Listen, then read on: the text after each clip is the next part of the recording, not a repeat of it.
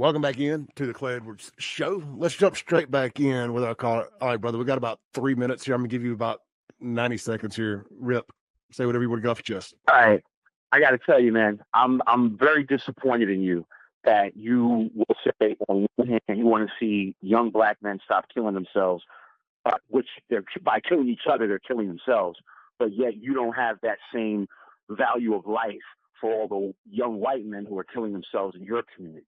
I would say that if you're so concerned about human life and doing the right thing and the value of black life, then you might do well then to listen at what the causes are that make young men want to kill each other. It's the same thing that make young white men want to kill themselves. They just act it out differently because we all have the same enemy. And the more you focus your attention on what's right in front of your face, which is what you perceive as race, the more you miss the big picture. It's the more that you end up becoming a pawn and being manipulated by the same forces that you're claiming that you're trying to fight against. You're actually a tool of them. So, I could sit here and you don't hear me, rattling off all day about how white men make up 57% of all sex abuse offenders, how 74.6% of all child pornography is produced by white men. Because you know what? That's a problem that affects everybody, but particularly white children, right? We call that out. We call that out, and we prosecute those people. We don't make excuses for their bad behavior. We understand that people do bad stuff in our community. We 100% call it out. We 100% go after them with the fullest extent of the law, and we don't make excuses for pedophiles. I mean, if you left it up to the average Mississippian, we would line every pedophile up against a concrete wall, and that would be the end of the conversation, because you know what happens when you line folks up against a concrete wall. We're not making excuses for the people doing messed up things in our communities. People in the black community continue to feel this obligation to defend the Pookies instead of saying, hey, y'all quit doing that nonsense. And the whole suicide argument, comparing what you just said to suicide, comparing what you just, I'm going to turn him down, so I'm going to get mine in because he's going to talk over me. I didn't talk over him. To compare black on black murder in the streets to being some form of suicide is a hell of a cop-out when the person committing suicide, if we're going to have this ridiculous argument of comparing one person killing themselves versus somebody killing somebody else and or themselves getting killed and going to jail, choosing to take somebody else out with you is a way bigger piece of crap move than choosing to just take yourself. However, it is hard to sit back and keep your mouth shut and let somebody speak when they start spewing ridiculous comparisons. I mean, to use suicide. Okay, if we're going to pick the suicide in the white community, well, let's talk about diabetes in the black community, obesity in the black community, HIV epidemic in the black community. And there's a lot of things going on in the black community I don't speak on. I mean, they are HIV super spreaders in the black community, right here in Jackson, Mississippi. HIV super spreaders. They was all worried about COVID, scared to death of COVID, but we're off the radio, but we're raw dick anything, but still wearing face masks, scared of COVID in the black community, but running around giving AIDS to everybody. Hey, the numbers don't lie. Like I said, statistics don't lie. We don't talk about that. I don't bring that up on the show. I simply talk about the violence and crime that does affect everybody. Suicide, somebody killing themselves in their parents' bedroom doesn't affect the property value of the house next door. People doing drive-by shootings affects the property value of the house next door. People killing each other at gas stations affects the property value and the validity of the businesses all around it, because nobody wants to go there because they don't want to get shot. Man, I could go on and on and on if we want to start nitpicking the negatives in each race, but if we're just going to keep it between the lines and talk about the violence, the black culture is way more violent than white culture. Don't know why. Don't really care why. It just is. I've enjoyed the hell out of these conversations with him, and I enjoyed peeling this onion back and getting fired up. The suicide comparison is just it's just a deflection. It's like, oh, what's something they do? Again, I mean, the diabetes and heart disease in the black community, they're just something they do. Clay Lane always talk about race because y'all do. Because for the last 5 years, no less than the last 5 years, every single thing has been black this, black that, black excellence, black everything. I mean, y'all start every conversation, every headline out with black ... or white people did ... bad to black people. White people bad. White people didn't do anything. I mean, just inevitably, there was going to be a pendulum swing. Like, people were going to get tired of it. Did y'all think we were just going to shut up? Unfortunately, too many did. But now the normal people are finally speaking back up and finally saying, I've had enough. You don't get to go through life never being offended. That is not how life works. You are not owed that. You don't deserve that. And you're not going to get that. You damn sure ain't going to get it here. But we went from 5 years ago, we went from that to where we're at now. And people being fed up. People being absolutely fed up. And I've said it before and I'll say it again. Black people, Black Democrats in particular, had more political strength, more political capital built up than any single political movement I've seen in my lifetime. All they had to do is say, right.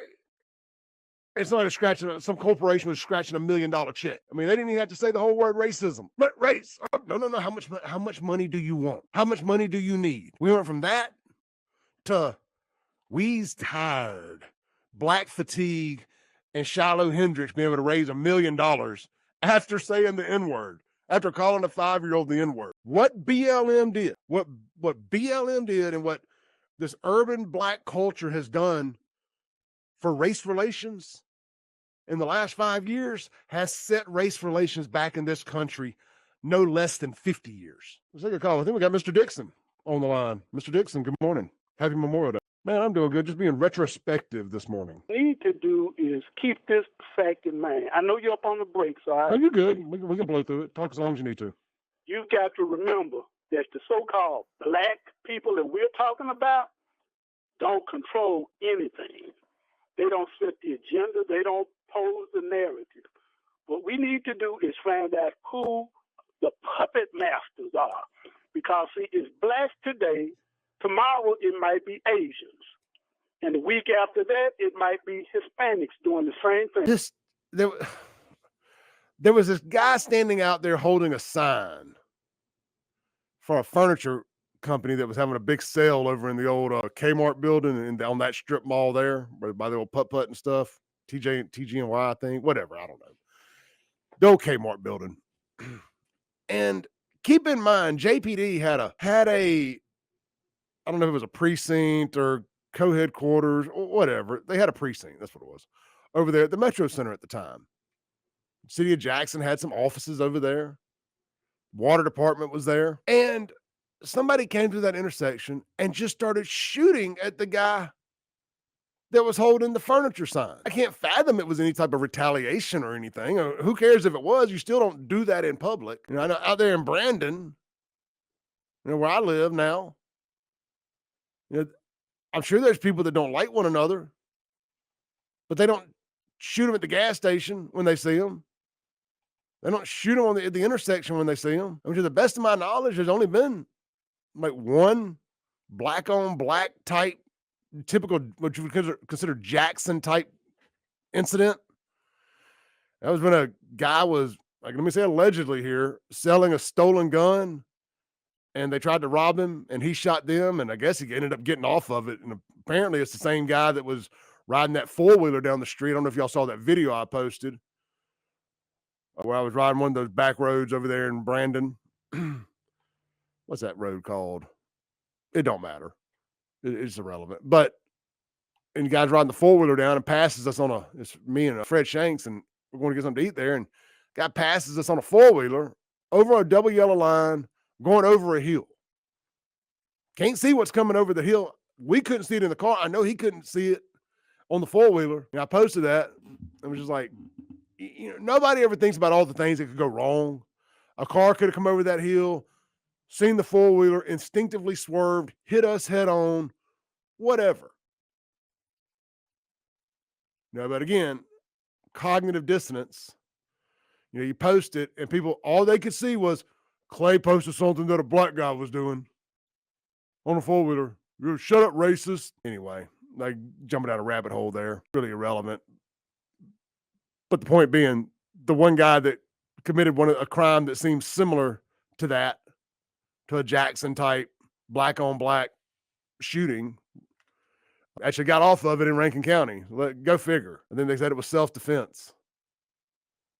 So for all those people that say black people did wrong in Rankin County, I've got a great example of a black guy killing two black guys. I think he killed two. And didn't go to jail. And he's still out here terrorizing the community. Allegedly, of course. So I just remember being there at 80 and seeing that shooting while I was out there taking those pictures.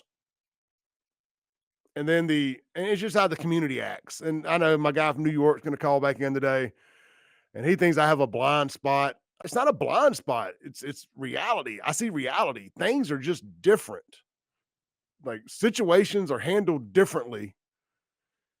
And violence is a knee-jerk reaction in Jackson to everything. I mean, Capitol Police the other day, and I'm not going anywhere with this. I'm just kind of unloading a little bit here because I was thinking about it being Memorial Day weekend and George Floyd and all the hell that America went through, and how we went from Black Lives Matter to Black fatigue in 5 years. How cities and leaders and police and all these white people were literally bending their knees and bowing down to black people. I'm going to tell you what, you got a better chance of putting a bullet in the back of my head and me doing bad things with Diddy at a freak off than you do of me taking a knee to anybody, but especially a black person on some race-related BS. Kiss my ass, period, point blank. I don't imagine that she would come running to my defense,